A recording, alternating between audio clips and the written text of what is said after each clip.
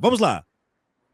Hoje, sempre que se fala em aumentar os impostos sobre os mais ricos e sobre a riqueza, tem gente que diz, mas os ricos vão embora, os ricos vão sair do país. Nesse vídeo, eu vou responder essa questão de uma forma definitiva para você compartilhar com todo mundo que diz que os ricos vão embora. Explicar para você por que isso não é muito importante. Primeiro, porque o que eu defendo é taxar menos o trabalho e taxar mais a renda. Peraí, que agora eu acho que é minha internet aqui que deu uma travadinha. Vamos lá. Ou a resolução tá alta. Pode ser que a resolução esteja alta também. Pode ser aqui. Deixa eu dar uma baixadinha aqui que já ajuda, né? Cadê aqui a minha resolução, qualidade? Não, até que não tá tanto não, viu? Vamos botar um pouquinho mais baixo. Vamos lá. A renda ativa proveniente do seu trabalho e a renda passiva proveniente de ter propriedades, ter ações. Por exemplo, quem tem um monte de apartamentos e aluga, isso é renda passiva. Quem tem ações na Bolsa de Valores e ganha dividendos empresariais, que é uma parte do lucro da empresa, que é dada para a pessoa que tem a ação, dependendo de quanto ação a pessoa tiver, quantas ações a pessoa tiver, isso é uma renda passiva, uma renda que não vem do seu trabalho. Ora, o que eu defendo é simplesmente taxar menos a renda ativa, a renda proveniente de trabalho, e taxar mais e progressivamente a renda passiva, a renda que vem de coisas que não tem a ver com o seu trabalho, mas tem a ver com as pessoas terem riqueza. E aí é que tá. Se a pessoa tem ações da Petrobras e ela vai morar na França, nas Ilhas Caimã, no Havaí, e nós taxarmos os dividendos empresariais das ações dela, ela vai continuar pagando isso, não importa onde ela viva. Porque é a riqueza dela que está sendo taxada, não a pessoa. Não importa se seja uma empresa que tem ações ou uma pessoa, quando o dividendo for pago e esse dividendo for tributado progressivamente, ou seja, parte do lucro da empresa, onde quer que essa pessoa more, ela vai continuar pagando aquele imposto. Então, os ricos poderiam todos ir morar na Suíça e eles continuariam pagando esses impostos. Aí tem gente que vai dizer, o argumento vai mudar. Eles vão dizer, os ricos vão vender seus ativos. Você pediu para parar? Isso. Essa é a primeira etapa da argumentação. Porque a primeira etapa da argumentação é assim. O povo diz, eles vão embora. Aí eu expliquei. Se a riqueza da pessoa está aqui no Brasil, está em ações, está em propriedade, não importa a pessoa ir embora. Porque se nós tributarmos os dividendos empresariais, enquanto ela estiver retendo esses dividendos, enquanto ela estiver retendo as ações, ela vai pagar. E aí, vamos para a segunda parte do argumento, que eles vão dizer assim, eu já tive esse debate com gente de direita, e ele tem 3 fases. Primeiro, eles dizem que a pessoa vai fisicamente embora. Aí você explica, não adianta. Se você está taxando uma empresa que aluga 100 apartamentos, uma pessoa que tem 10 milhões de reais em ações da Petrobras, ela pode morar em qualquer lugar. Ela vai continuar pagando. E se ela vender os ativos, quem comprar os ativos vai continuar pagando. Né? Isso é importante. Mas tem um efeito positivo que vai vir agora, que muita gente não pensa. E isso é importante até, Tiago, para a gente refletir sobre o preço do ovo. Porque o ovo está caro, porque está caro nos Estados Unidos. E a gente está competindo com os Estados Unidos pelo ovo. E o agro está vendendo para os Estados Unidos. Agora pode soltar e pensem na questão do preço do ovo, porque vai ficar mais claro. Belo ponto, belo ponto. Gente, continua pingando aí. Precisamos e esperamos por vocês. Vão vender as ações, vão vender as propriedades. Se você tributar, eles vão vender. Bem, quem comprar vai continuar pagando imposto sobre o ativo. Ou seja, vai continuar pagando imposto sobre ter um monte de casas, ter muita terra, ter muitas ações. Porque o imposto sobre a riqueza concentrada, ele vai continuar agindo sobre aqueles que comprarem. Mas tem um outro fator muito interessante. Vamos pegar o caso dos apartamentos e das casas para vocês entenderem isso um pouco melhor. Vamos supor que empresas e pessoas ricas tenham renda passiva superior a 100 ou 150 mil reais por mês, e alguns tenham renda passiva superior a 2 milhões, 3 milhões, 4 milhões de reais. E essa renda passiva seja tributada, porque excesso de especulação imobiliária poderia ser tributado, e aí essas pessoas resolvam, peraí, esse mercado de especulação imobiliária não está funcionando para mim, eu vou vender esses ativos, porque o ativo, o pessoal que os ricos vão embora vai mudar, eles vão dizer, esse pessoal vai vender os ativos. Diga lá. Não, pode seguir. Ah, tá. Beleza. Ativos. Sabe o que eu digo para isso? Ótimo. Ótimo que eles vendam os ativos. Sabe por quê? Porque imagine um cenário em que todo mundo que está especulando, está participando de especulação imobiliária, a maioria comece a vender seus apartamentos, empresas que fazem aluguéis aos montes e outros apartamentos. O que é que vai acontecer com o mercado imobiliário? O preço dos apartamentos, o preço das casas vai cair. Porque você aumenta a oferta, o preço vai cair. Claro. Com o preço caindo, o que é que vai acontecer? Mais da classe trabalhadora vai poder, em vez de morar de aluguel, né, vai ter dinheiro para comprar sua casa própria. Ao que eu digo, ótimo. Ótimo. Então, se os ricos e as grandes corporações, por causa da tributação na riqueza, resolverem vender seus ativos, suas ações, suas propriedades, isso é ótimo, porque mais gente vai poder comprar ações, mais gente vai poder comprar propriedade, mais gente vai poder comprar coisas, porque o preço dessas coisas vai cair devido ao aumento da oferta disso no mercado. Então, primeiro, se eles forem morar em outro lugar, não tem problema, porque estamos taxando a riqueza deles que está aqui. Eles podem morar, inclusive pegar um ônibus espacial do Elon Musk, ficar na órbita da Terra, ficar fora do planeta Terra. Mas se a riqueza deles estiver vindo de coisas que estão no seu país, eles vão ter que continuar pagando. Se eles resolverem vender, quem comprar vai ter que pagar. Pinga lá, povo! Você ainda faz gestão da sua empresa por planilha? Propaganda. Maldito YouTube! Enquanto você tira a propaganda, você percebeu aí que eu fui nas etapas, né? E a segunda etapa é muito interessante e tem a ver com o preço do ovo. Para pensar, por que o preço do ovo está aumentando no Brasil? Porque o preço internacional do ovo está mais caro porque tem escassez de ovo nos Estados Unidos por causa da gripe aviária. Se o preço do ovo está subindo por causa da demanda que aumentou nos Estados Unidos de importações, de exportações para lá, importações para eles, né? Exportações, isso significa o quê? Que se nós, aqui no Brasil, estimularmos a produção, por exemplo, de ovo, a produção agrícola, de cooperativas agrícolas, do MST, isso reduziria o preço. Então, se você tributar a riqueza, não é? E a riqueza está conectada à riqueza que é produzida no Brasil, pouco importa se o cara for morar em outro lugar, ou pouco importa se ele vender os ativos, porque ele vender os ativos vai tornar aquele produto mais barato para nós. Entendeu? Imagine se o pessoal que concentra apartamentos e as empresas que concentram apartamentos de repente dissessem: não está dando certo no Brasil, essa tributação está pesada, vamos vender.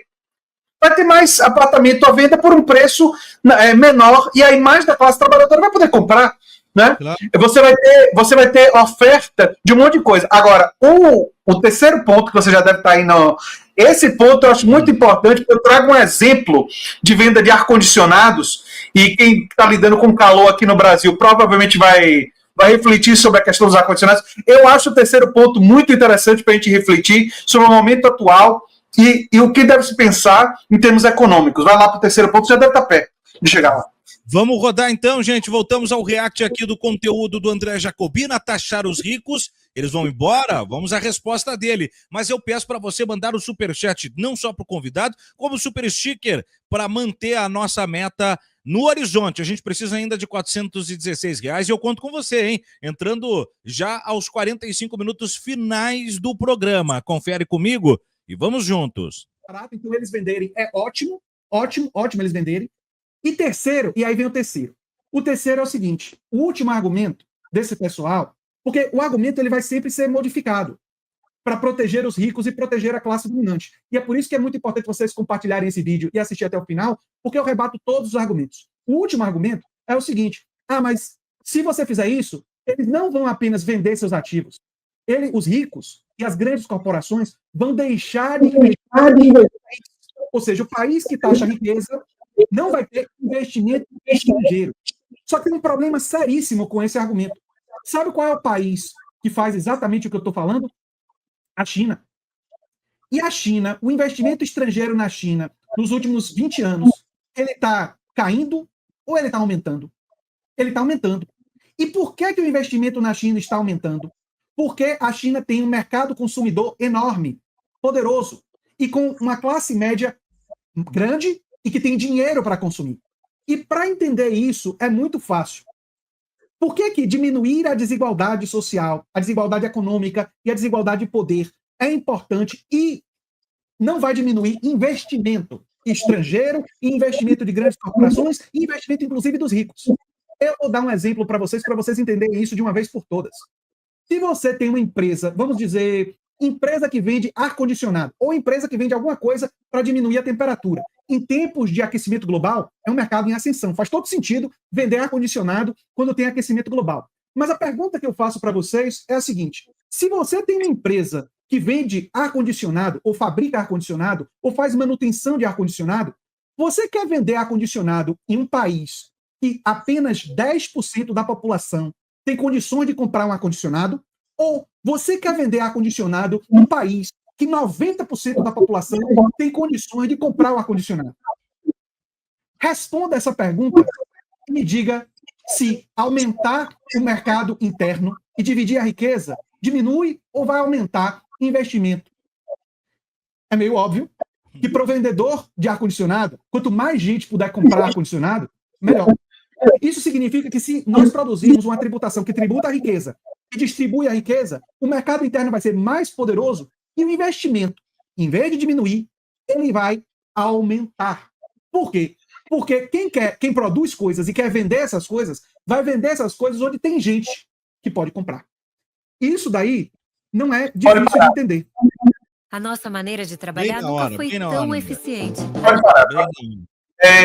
Eu acho que aí depois eu, digamos assim, aprofundo isso no vídeo um pouquinho mais antes do vídeo concluir, mas é por isso que eu gostaria muito que o público aqui do DCM compartilhasse esse vídeo em suas redes, porque é um vídeo, eu acho, bem didático e que destrói esse argumento de que os ricos vão embora. E eu termino numa coisa que eu acho muito importante a gente pensar. Quando você para pensar os países que têm poderoso mercado interno, o investimento tende a aumentar. E mesmo quando o mercado interno não é tão poderoso, só quando aumenta o gasto público com serviços fundamentais, o investimento aumenta. Um exemplo, eu não trago no vídeo, mas posso trazer agora, é o seguinte, Thiago. O Brasil, durante o primeiro ano do novo governo Lula, o terceiro mandato do Lula, não sei se você sabe desse dado, ele se tornou o segundo maior destino de investimento estrangeiro do mundo, só superado pelos Estados Unidos, né, e acima até mesmo da China. Não é? Por quê? Porque o mercado interno estava deprimido pelos governos Temer e Bolsonaro, entendeu? Ou seja, o mercado interno o consumo tinha caído muito. Vocês lembram? O Brasil entrou no mapa da fome, toda aquela coisa, né? E aí o governo Lula fez o quê?